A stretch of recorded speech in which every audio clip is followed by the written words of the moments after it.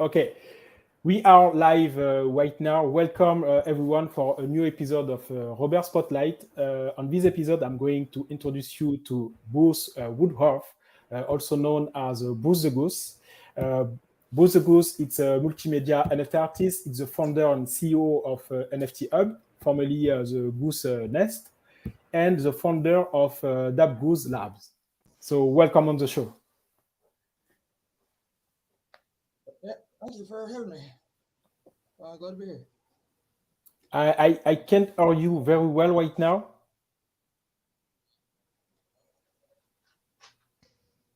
It was great just before, but right, okay.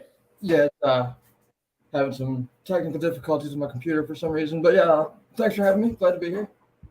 Okay, perfect. Right now, it's I can hear you well, so don't change nothing. We can follow up. Pardon? Okay, perfect. So thank you to be here. Could you introduce yourself to people that don't know you? Yeah, I'm Bruce. I go by BruceTheGoose in the Web3 world and most of the internet, I guess, at this point.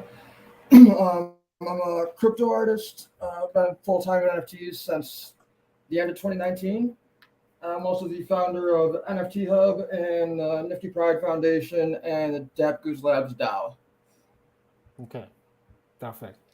So first, before starting the, sharing your story and everything, I want to thank you because right now in my time it's 10 a.m. But on your time you live in Miami and it's 4 a.m. So again, thank you to be here and thank you to be with me right now.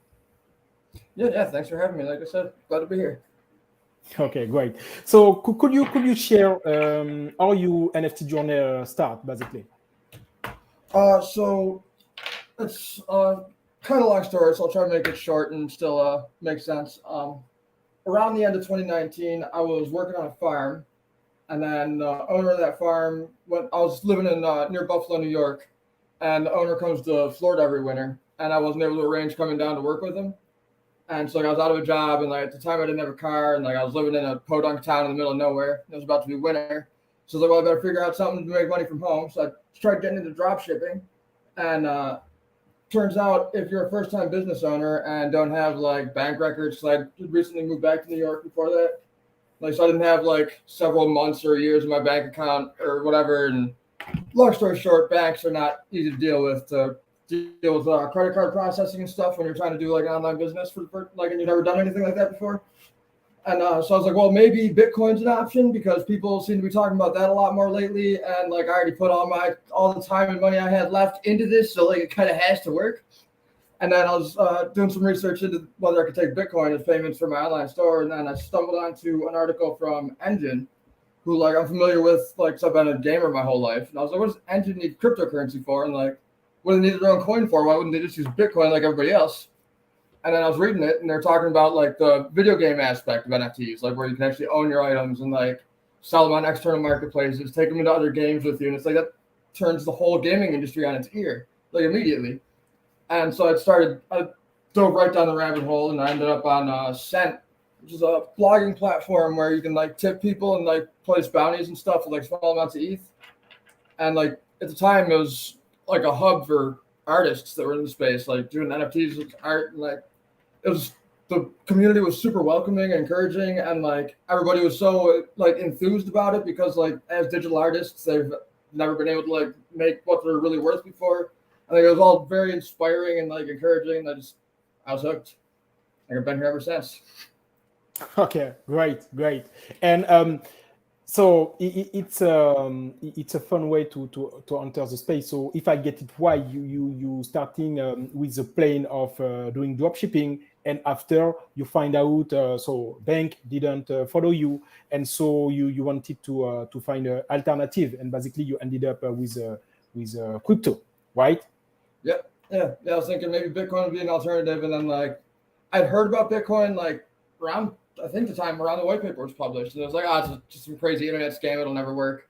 And I just put it out of my mind for the next decade after that. And then I started really researching it and the fundamentals of blockchain and the passion everybody has for it and stuff like that. It's like, all right, I'm here. Like this is where I belong. Okay. And what trigger you to do this work? You know, to understand the blockchain on a deeper layer and just as a financial tool. What trigger you to do that? I think just like the potential. Like I grew up like I never had extra money to like invest in anything, so I have no clue about finance. I'm still just like throwing spaghetti at the wall. But like learning about like the actual ownership of video game items and like being able to verify and authenticate like ownership of digital art, and like just doing the research on it, like started like talking about like you start to like see the wires under the board. You know what I mean? Once you start to look for them, like you come to realize the American financial system is, pardon my language, a bit effed, you know? Okay. But they printed a third of the American dollars in circulation since the start of the pandemic. And like that's backed by nothing. Like we've been in the gold standard in 68, and since then it's been industry and commerce and like innovation, but there was none of that for an entire year while we were printing trillions of dollars. And that's not sustainable. Okay. Well, so, and Ethereum, when do you find out about Ethereum, and why did you stick around? I think I stuck around because mostly because of like the community, really. Like I came in like through art, you know what I mean? Like it wasn't so much as a financial thing. Like then like when I sold my first piece, I think any artist can agree that like it doesn't matter if you sell something for $10, $100, $1,000. Like it feels amazing that somebody wanted to spend money on something you put your time and effort into. Like I sold my first piece for like $12, and at the time I was working like a few hours a week at a pizza place that hadn't been shut down by COVID yet. And I was like, oh well, apparently somebody's gonna buy my art, so like I'm leaving. I'm going home and I'm gonna be an artist. And I walked out, and it was really a lot of it too. Was like it was either I do this or I don't eat. You know what I mean? Like I didn't have a job really other than like a few hours a week at a pizza place, and I was in the middle of nowhere with no car. Like this has to work, like or like I don't know what I'm gonna do, and it worked out. Okay. And when this artist tweet come on your life? Beg your pardon? So I'm asking you. So you could you hear me? Yeah, I can hear you. Yes. Okay. So I'm asking you. You know, regarding the artist part, when this thing was a reality for you prior NFT.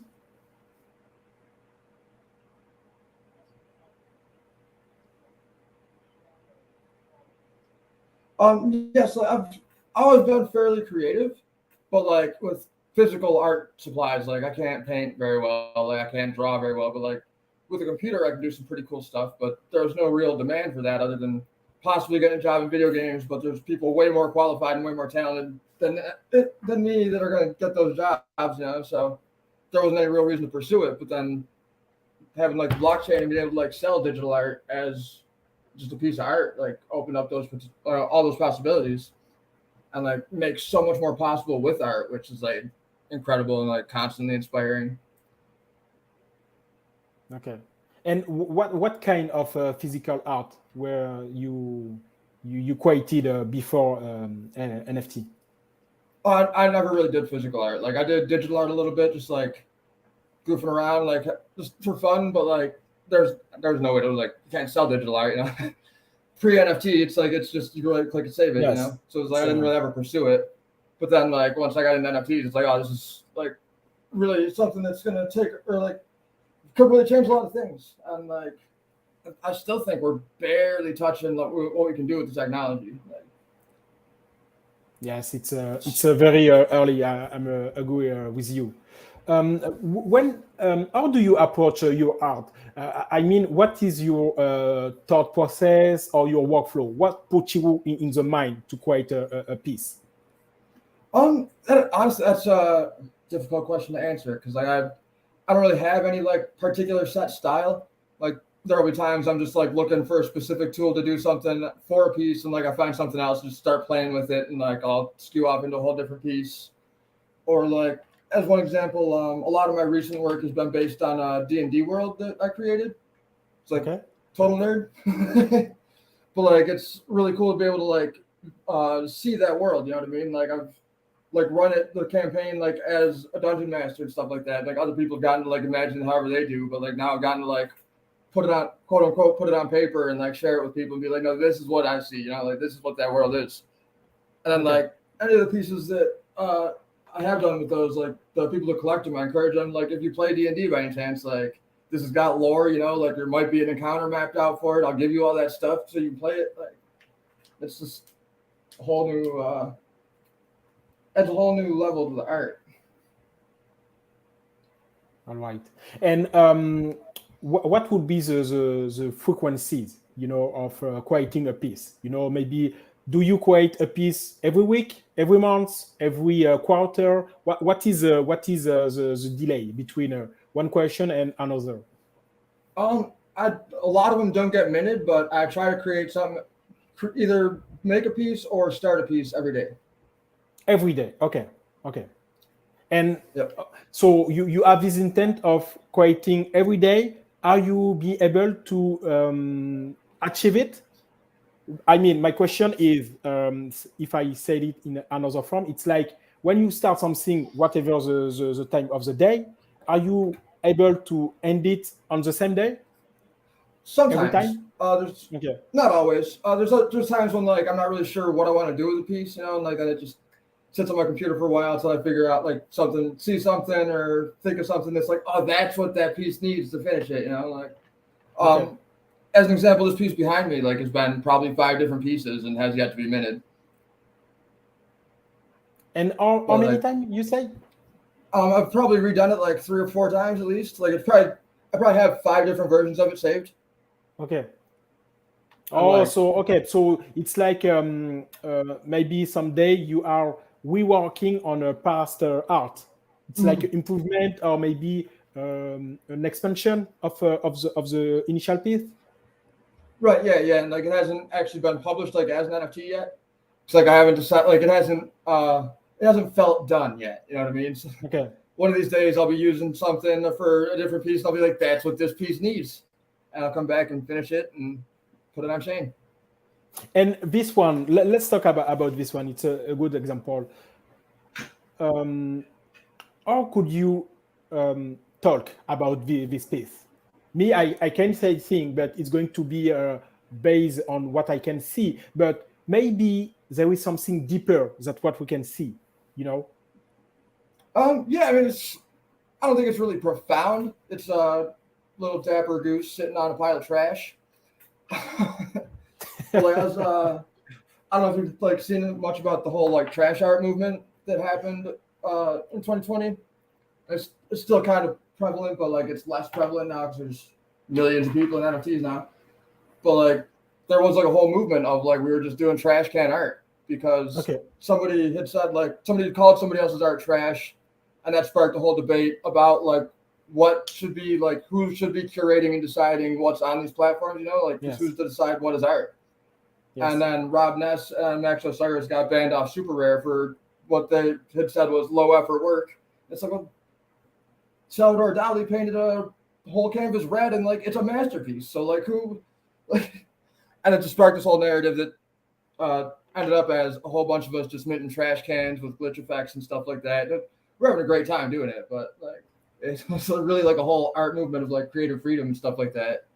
And like that's part of like what this piece comes from. It's trash art because I wanted to make a trash art piece to have it in a while, but at the same time, like it's like still trash art whole, like that's a big part of what kept me in space was that like sense of belonging and stuff. So that's a treasure, you know what I mean? Like one man's trash is another man's treasure. I wasn't aware. I wasn't aware about the trash art movement in 2020. Me, if I can express myself a little bit about this piece, it's my initial feeling when I saw that it's like underworld, you know, like it's underworld and with like many ramification. So at some point I figured out that there was a hat. I wasn't able to really picture the goose, but right now that you said it, I can see it right in front of me. But for me, initially, when I saw that, it was like, okay, it's an underworld. Maybe the bubble are maybe a space for maybe to evolve or something like this. But it was like a kind of, I would say, a dark piece, if I that makes sense. Yeah, it makes sense. So, And not intentionally dark. It's just happened to be in a cave. okay. And so a dragon would sit on a hoard of treasure. As you said, this one it's still a work on process. So do you know how you want to make it evolve? Do you want to change some part of it? What is going to happen on this piece? I'm not real sure. I'm thinking about like doing part of it animated, like maybe doing I don't really know what to call it, like just like little streams of like the paint or whatever would be like fluctuating a little bit, like subtle animations. Where like it's not the whole thing's not animated, but like there's little parts of it that move. And, yes, like, so a little part. Yeah. Okay. Yeah. To give a sense of movement, right? Yeah. Just and to like showcase like the like possibilities that digital art opens up to people. Like there's so much that can be done that we can't do on canvas. Okay. Let's talk a little bit about your tools, the marketplace. So right now you are on, if I get it right, on a marketplace. I think art as well. Which other marketplace do you list your collection? Just about all of them, honestly. I'm not on Super Rare, but other than that, I'm on Maker's Place, Known Origin, Async, Rarible. Blockchain Art Exchange, OpenSea, obviously. Then a few different ones on different blockchains as well. So you are not only on Ethereum, maybe Tezos, right? Part of it. Yep. We've got a few pieces on Tezos. A little bit on Polygon. I actually did some on Hive early on, like when they started doing NFTs there. So I figured like the more exposure like every different platform and every different network is probably going to have like a slightly different audience, yes. So put your art in front of more people and there's more chances of getting it sold or finding somebody that appreciates it. But do you I mean, as it's NFT, you don't list the same piece on every blockchain. Right. Yeah. So how do you define? So basically, how would you choose between, let's say you have a 4 piece? What is going to be the trigger to say, okay, this piece is going to be on Ethereum, this piece is going to be on Tezos, this one on Polygon, and the last one on the other blockchain? It's mostly spontaneous. I've been trying to do less on Ethereum just because like there's the whole ETH killing the planet narrative, which I'm not saying it's not bad for the environment, but it's not as bad as people say it is. It's definitely exaggerated, but I figure anything we can do to oppose that point of view is beneficial to the planet and to the space in general. And I mean, my question was more about, do you have any sense of what would be the perception of user on Ethereum? What will be the perception of user on Tezos? Do you have this thing in head? Saying like, okay, I believe that based on my knowledge of user interacting on this blockchain, this piece is going to do well on this one. Did there was something like this? Or it's really a random, like, okay. I don't know. I don't like doing any market research or anything. It's just kind of spontaneous, Okay. It's mostly art for art's sake, so wherever I happen to be that day. Or there's times when I'll publish something on a different chain because I haven't published there yet.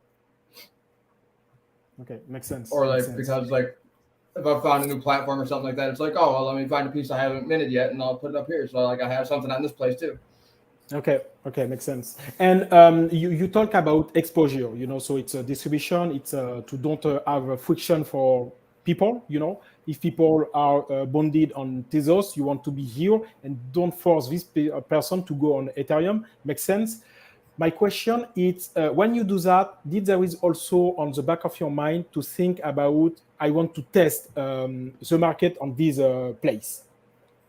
Mm-hmm. Yeah, did there was like an experiment kind of thing? Yeah. Like there's the possibility, or there's the option to do like testnet stuff, which like I don't really know how people feel about that with NFTs because I don't think I've seen much of it. But there's also, if say there's somebody that like who wants to collect something on Tezos, but it's minted on ETH, like you can burn it, and if they don't care that there's one like that's minted sitting in the dead wallet, and they're not concerned, they're like, oh, now mine's not a 1-to-1 because there was 1 minute on ETH. It's like, well, it's burned, so it's minted over there now. And but I've done a couple different. Sorry, go ahead. Sorry. Because just so you know, there is a little bit of delay. So sometimes when you talk and you have a pause, as there is a delay on my hand, it's appear like you have done talking. So it's why there is a little bit thing, but you can move forward. Sorry to cut you out. No problem. There's a couple pieces that I've done where like I try to mostly do 1-to-1s, but like if I do multiple editions, I rarely ever do more than like 3 or 5. But like, there's been a couple pieces where there's one like my self-portrait, for example, which I'd have to see if I can find it and pull it up. Like, it's one of my favorite pieces. I think it's on 3 different blockchains. Okay. If I'm thinking right, because it's an edition of 5, and I did like I think 3 of them are on ETH, one of them's on Hive, and one of them was on Wax. Okay. It's like to kind of do something interesting with it. Let me see if I can't find it. And so it's like if the user want to complete the all the pieces, he have to collect all the NFT on the different blockchain. It's that. Yeah, something like that. Well, it's all the same piece, but like it's kind of made it available to a wider audience, and then like it's kind of cool to be like, oh well, it says it's a 1 of 5, but like there's only 3 of them. It's like, well, that's because the other 2 are on different blockchains. Okay. Are you looking up for it right now? Yeah, I found it. Okay. Yeah, okay. Yeah. I'll send the link here in the chat. Perfect. Let me put that up. All right.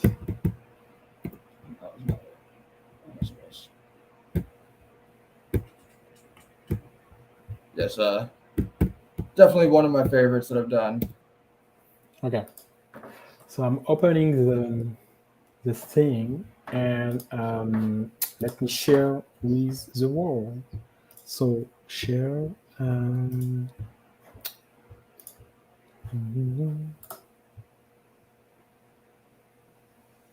Okay. This one. So we are talking about this one, right? Yeah, that one.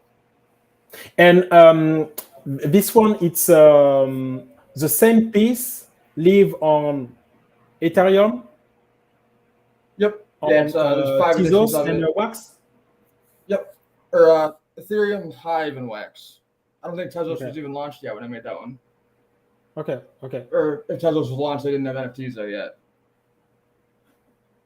So edition 1 of possible of 5, the first and only known self-portrait of crypto artist BruceTheGoose. Each owner of one or more of the 5 edition will randomly receive airdrop of FTH here to the wallet holding the token. What is this coin about?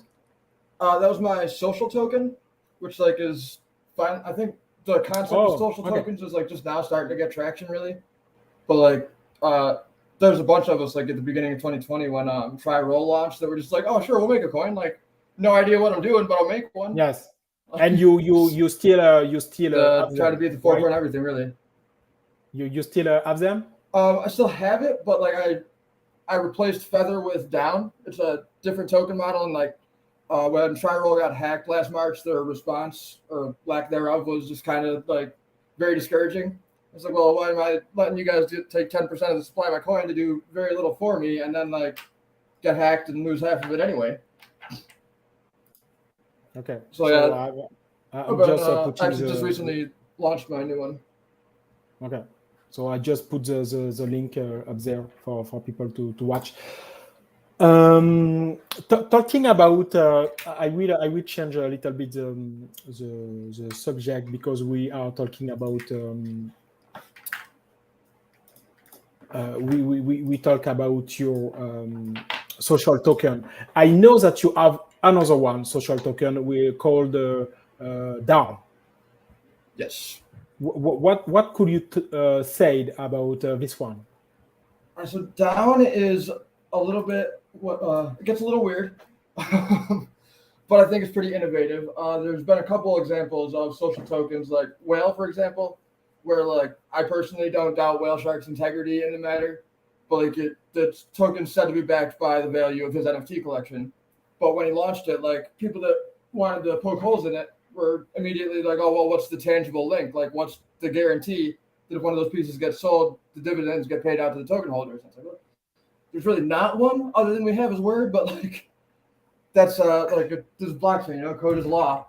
So I found a platform called emblem.finance, which lets you mint an NFT that is also a functional smart contract wallet. And what is the name? Could you say the name again, please? Emblem.finance.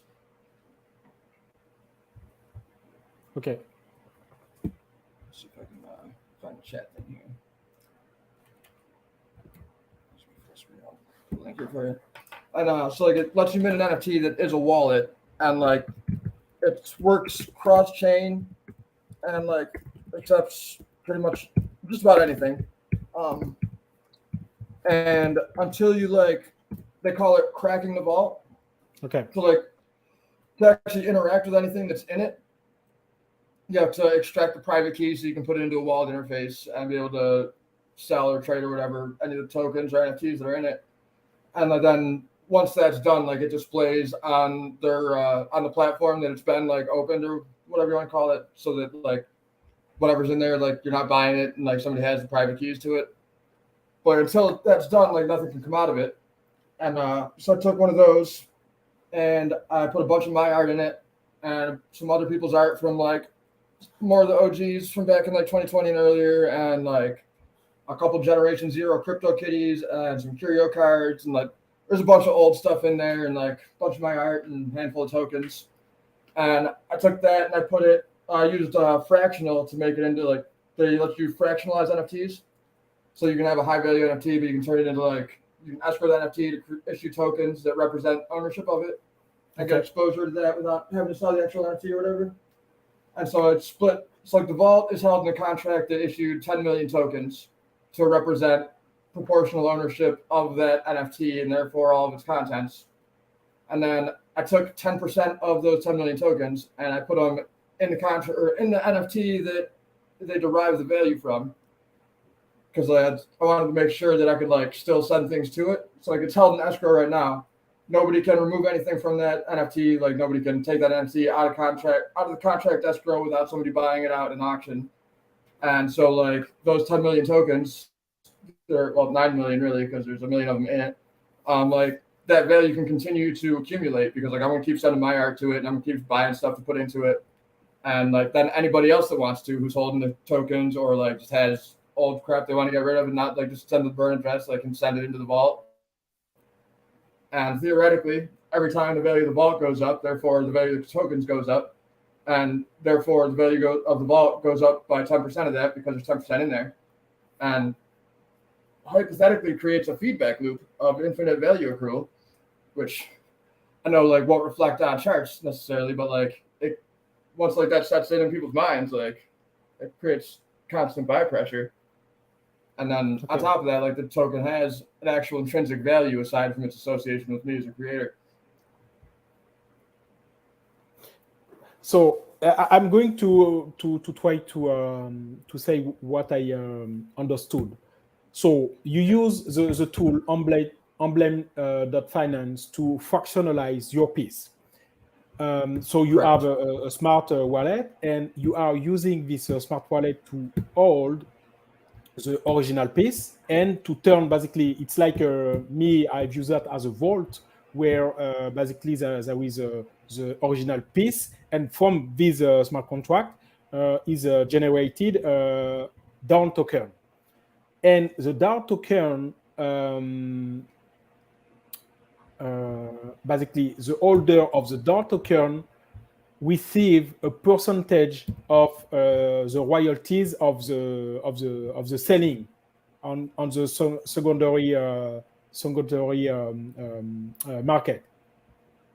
Sort of, because that is a factor.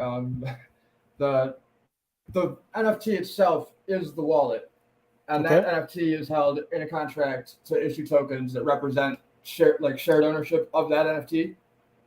But that NFT can continue to receive deposits of any NFT or coin or token from just about any network. Okay. So the value of those tokens can continue to increase, regardless of speculation and such like that. Because the only way to remove the NFT from the smart contract and therefore get all the contents of it is to buy out, to initiate a buyout. And the reserve right now is set at 500 ETH, which can be changed by majority vote from the token holders. But then if it gets bought out, then everybody holding the tokens gets the proportional share of the ETH it was bought for. Okay. Okay. So we can see the token act as a kind of security, right? Yeah, kind of. Okay. Makes sense. Okay, thank you for the explanation.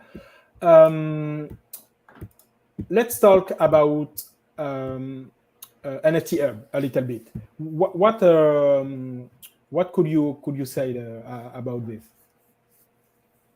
Yeah, so NFT Hub started as just a way for me to give back to the community, because I'm not ashamed to say that I believe NFTs saved my life.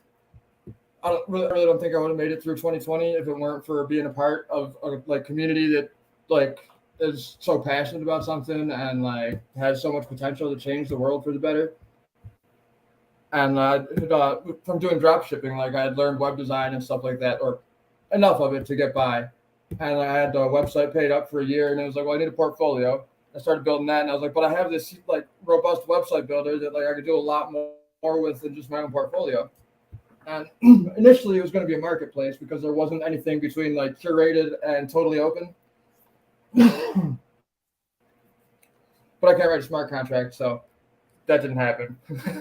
And then it was oh well, something we do universally need is just a public directory of projects and people and tools, and a public calendar of all the events that are going on in the metaverse and people doing significant stuff and whatnot. And I figured I could build that. And I might have got a little carried away with it, but so it does those two things now. So Okay. That's the important part. And how do you approach the content creation? It's do you have, let's say, a content calendar? Do you want to address? How do you approach your content creation? For NFT Hub, it's pretty much community driven, community sourced. It's totally permissionless. Anybody can go list their project on the directory. Anybody can go list their events on the calendar. Anybody can submit blog posts for the blog or whatever. And, okay. So yeah, basically, the whole idea was really that. Go ahead. It's community driven. So basically, NFT Hub act as a platform, and the community use this platform to create and to handle content, right?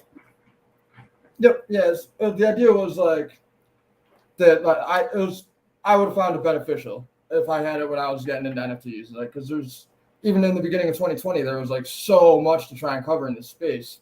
It's well, if we just kind of aggregate everything a little bit, Yes, re-centralize things a little. Makes sense. But I do. It wasn't really ever meant to be I do agree never really with meant to you be a that. business venture. It's really just like I need it. No, sorry. Go ahead. They're good. Sorry. I was just saying, like, it wasn't really meant to ever be a business venture. Like, I wasn't looking at it as like, oh, this is the way I could make some money on this. It was like, no, it's like I could use this, and it would like make things more efficient and convenient for me. So I assume it would make things more efficient and convenient for other people, and like that's helpful. So Okay, makes sense. Makes a lot of sense, and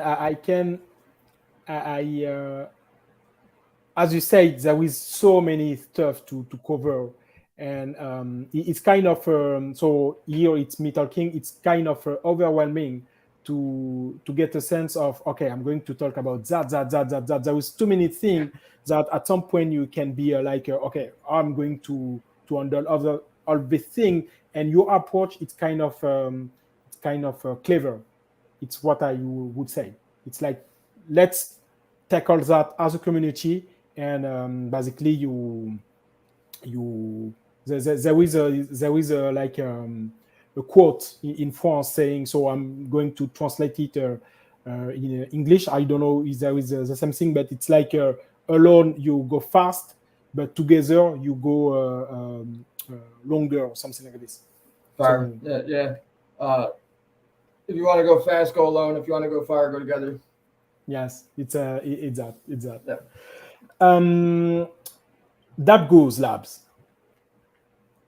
So DappGoose Labs is really just like NFT hub led to the creation of Nifty Pride, and then we kind of absorbed Club 99, which is going to make a resurgence at some point here, and like there's a handful of other projects that I've thought of, and like other people on the team like have thought of. And it's like, all right, we should probably just like have like a like umbrella brand to contain all this stuff. So like that's DappGoose Labs. It's like, Okay. it's just I label it as a R&D studio for Web3. Because that kind of leaves it open-ended to do whatever we want. Okay. It's, And seems relevant because it's research and development, you know. how do you divide your time between being an artist, being involved with NFT Hub, and being involved on a DappGoose Labs? Sorry. So how do you approach your week, basically? I was recently pointed out to me that I work in circles. I hadn't taken notice to it, and now I can't unsee it. But I've got a dozen browser tabs open right now, and I'm doing something in all of them.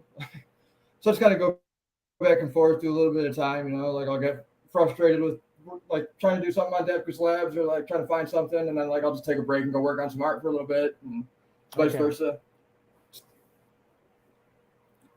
So it's very it's organized chaos. Or well, it's not that organized, but it works. It's mostly just chaos. Okay, makes sense. It works out. Every do you have like a kind of a routine, you know, a daily routine? Do you start your day doing always the same thing, or it's like whatever it's in front of your eyes? No, I usually I start my day pretty much like I got up, got a Red Bull, put on either a crypto banner or one of the other or Bankless or something like that. Like whatever headline pops up on YouTube, or listen to music, and like I'll have a cup of coffee or a Red Bull and like try to get through emails for a while. And then at some point, one of the emails is interesting enough that I click on something, and like then it's off to the races. Okay. Down the rabbit hole the rest of the day, chasing shiny objects. Okay, makes sense. Wait a little bit. What would be the here I'm referring to you as an artist. So what advice, you know, what are the things that you know right now that you didn't know when you started your NFT journey as an artist? Man, there's so much to learn. Like, there's a lot of things I wish I would have known. I think one of the biggest ones is like there's always going to be somebody better than you, so like try not to like be upset about that, I guess, or try not to feel like you're the best because like somebody's better at something, you know. Like especially in art. And like art's all perspective too. Like you might think somebody's art's way better than yours and like feel down about it, but somebody else might think like love your piece and not like that their work or whatever. And I also think one of the best pieces of advice I've gotten in this space is don't take yourself or the space too seriously. Like we're all a bunch of internet nerds just playing at that, like we're at the bleeding edge, none of us really know what we're doing. We like to pretend we do, but it's new to everybody. So like, Yes. no sense getting all worked up over it or discouraged. Like, so okay, so it's stay humble. If I make the nutshell of what you just said, it's one, stay humble, and two, don't be too serious, right? Yeah, like don't like once you stop being passionate about what you're doing, like you start making art you think will sell because it's gonna sell, you know, like then it's not your passion anymore, it's work, and nobody likes their job. Yes. Like, so like we didn't become artists to work in art, you know, like did it to be like share our passions and our visions with the world and shit. Okay. So like I think the best thing anybody can do is just like to stay true to themselves, you know, like make the art that they want to make, not what they think people want to see. Makes sense. Yes. So self awareness. Okay. What would be the always I'm staying on the artist part. What would be the big mistake, you know, your top one mistake that you have done so far on your journey? I'm probably undervaluing myself. Starting early, you know, I'd put stuff up real cheap so I could so it would sell. More people had access to it, you know, and like it's not that I don't think people should have access to art, but like nobody's going to value you and nobody's going to value your work any higher than you do. You know what I mean? Like, so if you're like, oh, this is $10, you know, it's like, oh, well, you're a $10 artist. Why are you trying to sell a piece to me now for $2,000 when I was just buying stuff for 10 yesterday or whatever? You know, that's a big obstacle to get over. If you start low, you stay low for a while.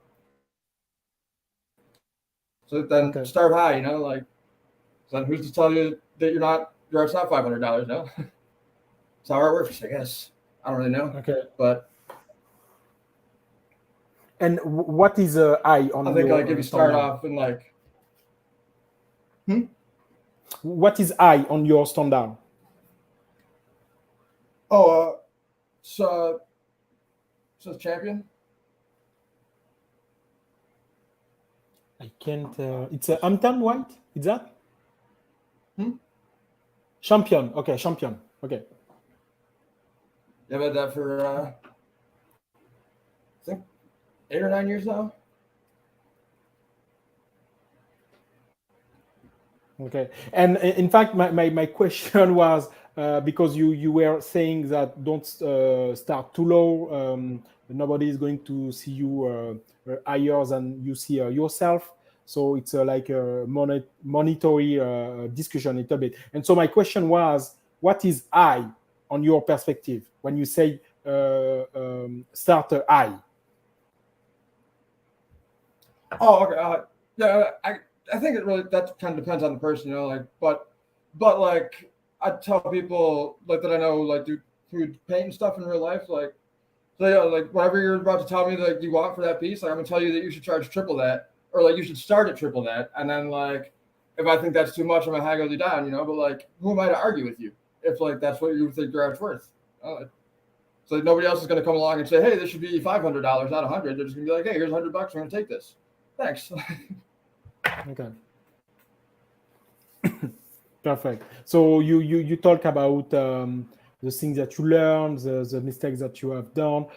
What would be, in your perspective, your best win on your NFT journey so far?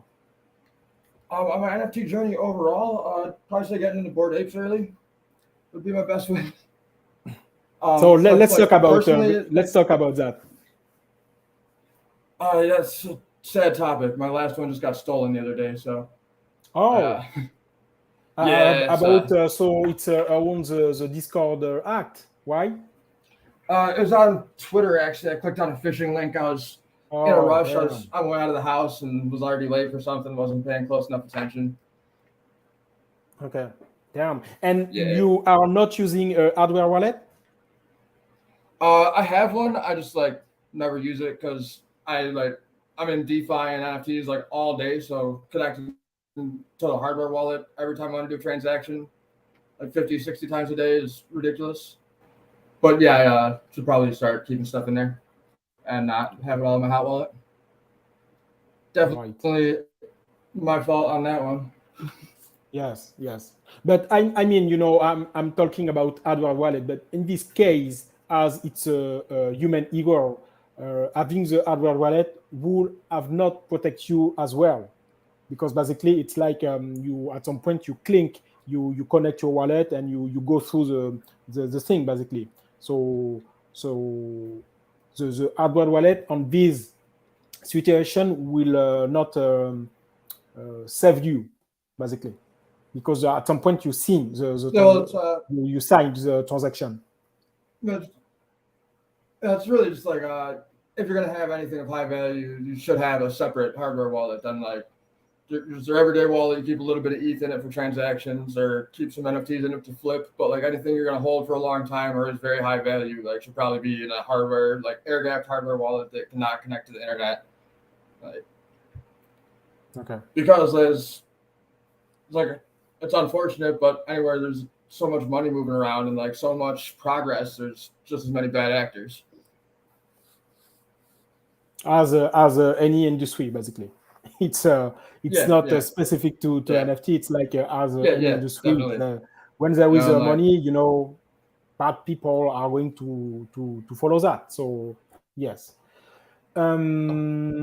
So okay, in fact, at first I wanted to talk about. So let's do that. Let's talk about how you detect bored ape and what trigger you to jump on this project. I don't really know what it was. Like, I think it was mostly just like there was a bunch of people talking about it on Twitter. Like, I remember it took like 2 weeks for the like initial sale to sell out.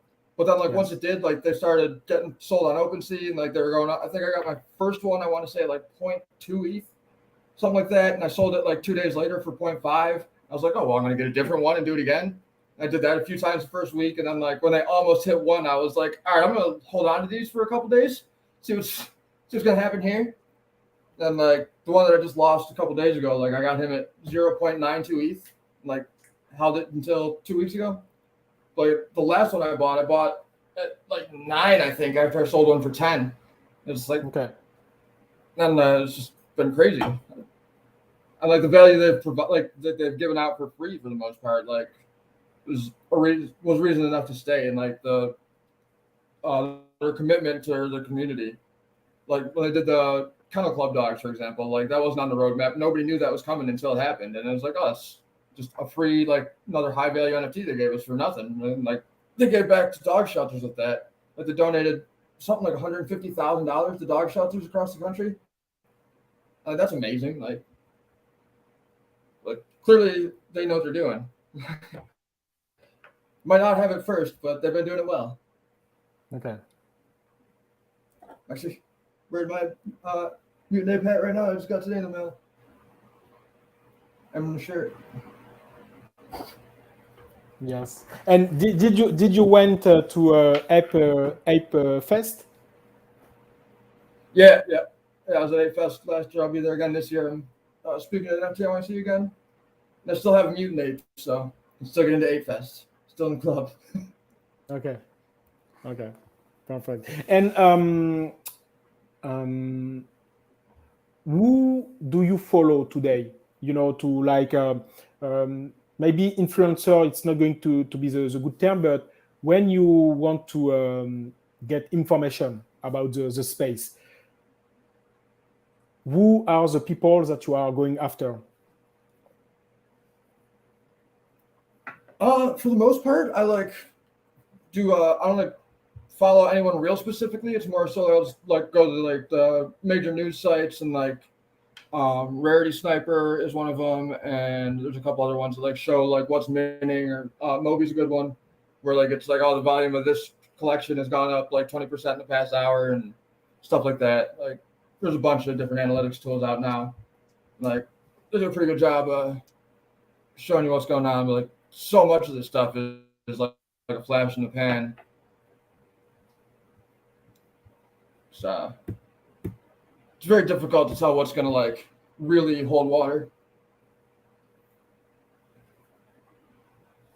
Okay. Today, with your perspective, because we can refer to you as OG because you were here, pre-year 2020.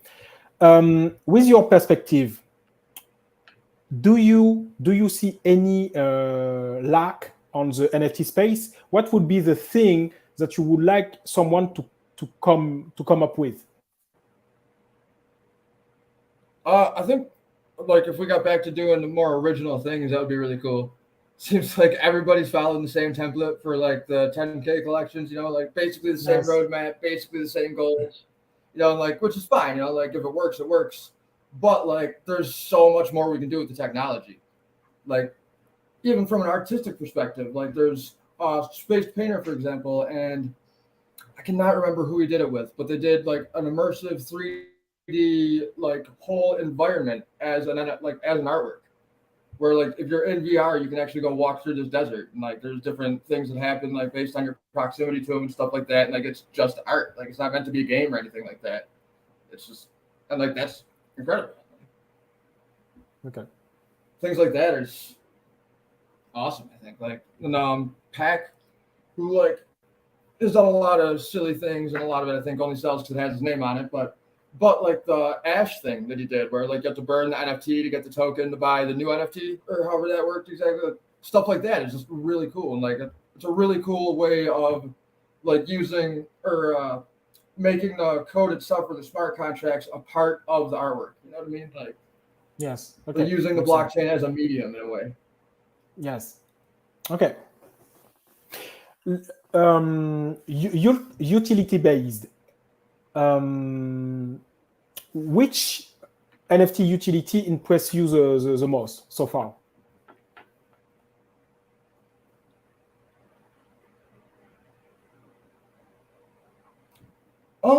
I think it depends on the user, but I'd say Bored Apes have pretty much kind of killed it on utility. A little biased, I guess, but like they have done a lot of things, and like they've changed a lot of people's lives without really meaning to. But like I think one of the coolest things that we can do right now, or that's popular to do right now, is like you can like token gate content on your website, or like specific links where like you can't get to this page on my website like unless you have this NFT, which like as like if I'm just doing art, like oh here's like early previews or like work in progress pieces or stuff that like nobody else gets to see because they don't have those NFTs, so they can't get past that token gate. Or like for musicians, it's like, oh well, you guys who have this NFT or this token, like you get early access to hear my new song a couple days before it drops to everybody else, and like things like that is just really cool. I think we're going to see a lot of really interesting things come out of it. Yes, cool. We are going to end the show very shortly. Did there is anything that you want to talk about and I didn't offer you the opportunity to talk about? No, not so much really. I will say Nifty Pride. I think I'm kind of disappointed in myself that I'm not more up to date on it, but I think there's a like IRL get together being planned for NFT NYC as a satellite event by like Nifty Pride and BFF, and there's a few now LGBTQ focused projects and communities. I think a lot of us are collaborating to do a real life event because the NFT NYC is around Pride this year, so that'll be pretty cool. Okay, perfect. So Bruce, thank you for your time. It's a routine on my hand to always ask a final question before ending the show. And the question is for you, what is NFT?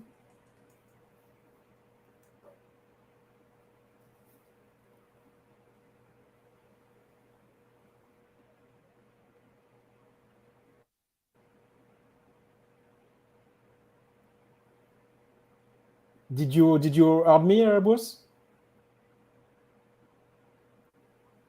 You're cutting out a bit. Oh, sorry. So yes, I just say that I have like a final question routine on the Robert Spotlight Show, and this question is for you, Bruce. What is an NFT? It's all sorts of things. That is a hard question. I mean, like the easy answer is it's a non-fungible token, which is a record of ownership of a unique item registered on a blockchain. But I mean, it's art, it's video game items, it's collectibles, it's gated access, it's concert tickets, really anything really, like anything that can't be easily replaced by something of similar equal value. Like anything you hold unique value in, like is an NFT really. Like I'm an NFT, you're an NFT. We're not tokens, but we are non-fungible. Okay. Thank you. I like your reply. Thank you for your time. Thank you again, because right now it's going to be 5 a.m. Your time. You were very early on this interview, so thank you again for your time. I hope that you spend a good time with me, and I say to you bye. And for the viewer, we see each other on another show, on another episode. That was Robert Spotlight with BruceTheGoose, and I say to you bye. Thanks for having me.